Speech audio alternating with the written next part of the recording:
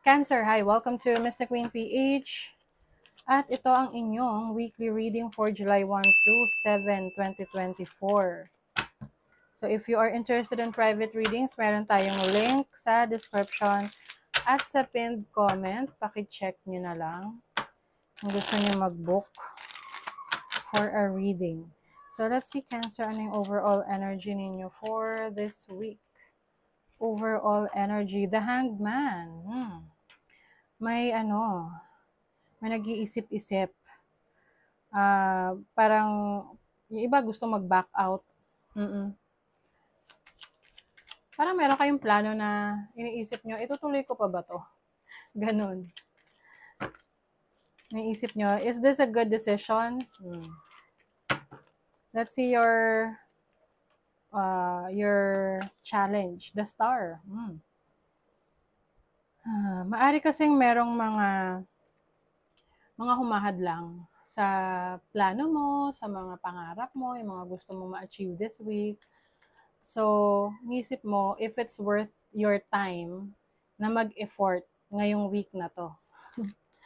Oo. So, your opportunity is the Strength card. So, meron kang sapat na lakas para gawin yung mga gusto mong maggawin, yung gusto mong ma-achieve for this week, yung mga plano mo.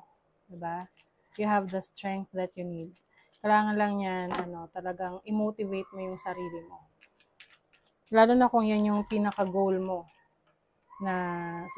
sa buhay. Your blessing is the Ace of Swords. So, this is about a new beginning, a new opportunity coming in sa'yo. Meron ding good news. I'm seeing good news. Meron ding communication from someone na matutuwa ka sa message ng person na to. This is also clarity, no? So you will be blessed with clarity, lalo na kung naguguluhan ka ngayon sa situation mo. What is the Hanged Man? The Emperor. So the Emperor is about structure, discipline, and pagpaplano. So I think kaya ka nakakaramdam ng parang hindi ka na sigurado is because parang hindi mo siya napaghandaan. Okay?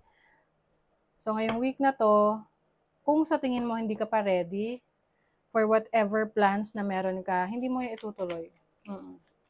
Kasi gusto mo, handang-handa ka. Tignan natin in what area of life yung para sa iba sa inyo.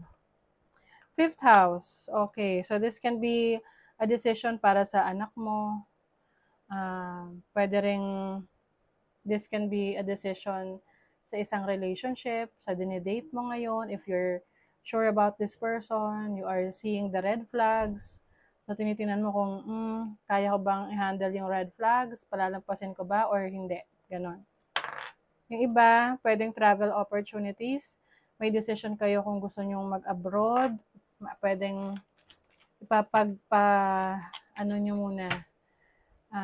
pagpapaliban, pwede ring pag-aaral, no? What is the Star? 7 of Swords, no? Alam nyo, Cancer, yung iba sa inyo, may sumasabotahe sa mga pangarap ninyo. Pansinin nyo yung mga taong nakakausap nyo, lalo na yung mga sinisharean nyo ng mga plano nyo sa buhay, yung mga pangarap nyo, pansinin nyo kung paano sila mag-respond. Kapag sila ay supportive, then maaring gusto nila na makita kang successful. Yung iba naman, kapag lagi na lang nakakontra sa mga gusto mo, possible that this person doesn't want you na maging successful. So, kumbaga, much better, just keep your plans to yourself. Oo, sarilinin mo lang muna yung mga plano mo, yung mga goals mo. At, trabahuhin mo ng tahimik lang para walang kumukontra. What is the Strength card? So you have the Two of Pentacles. Yes, as an opportunity, yung iba sa inyo, you're going to work harder this week para one step closer kayo sa mga goals nyo sa buhay. Yung iba sa inyo, multitasking. Yung iba sa inyo, may opportunity na magkaroon ng multiple streams of income na hindi lang sa isang trabaho or source of income yung pinagkakakitaan mo, pwedeng sa ibang bagay pa.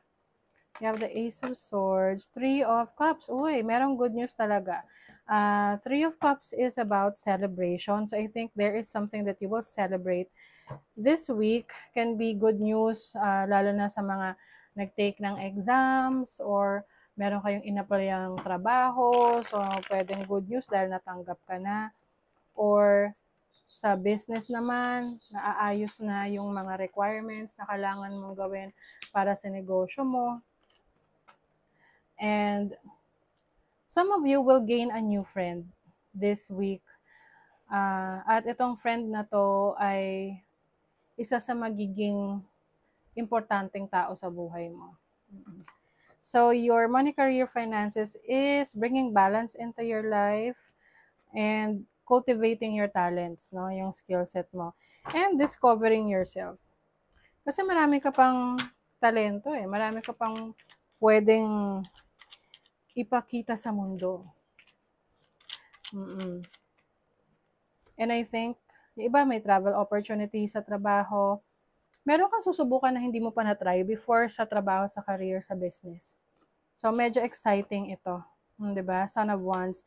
Mas nagiging, ka ngayon, malakas yung loob mo, mas daring ka sa mga, sa yung mga decision sa work, sa career mo. Wow, you have the Empress. So, this is abundance in your career, in your finances. This is growth, oh. May pag-unlad, may expansion in your career, in your finances. So, kung meron kang negosyo, mas dumadami yung kliyente mo, mas tumataas, dumadami yung iyong sales. Kung meron ka namang work ngayon, I think you will be recognized sa trabaho. Mas, iba tataas ang sweldo. Iba naman, merong leadership role. Uy, sa relationship. Some of you are connecting with a soulmate connection, no? Maaring pareho kayo ng pananaw sa buhay, pareho kayo ng mantra sa buhay, pareho kayo ng belief system. So, dahil doon, mas lalo kayong nagiging very close to each other. Yung iba sa inyo, meron kayong spiritual connection ng person na to. You have the Ten of Swords and the Five of Wands. Okay, so I also see some challenges in your relationship this week. Pwedeng meron kayong hindi pagkakaunawaan ng person na to.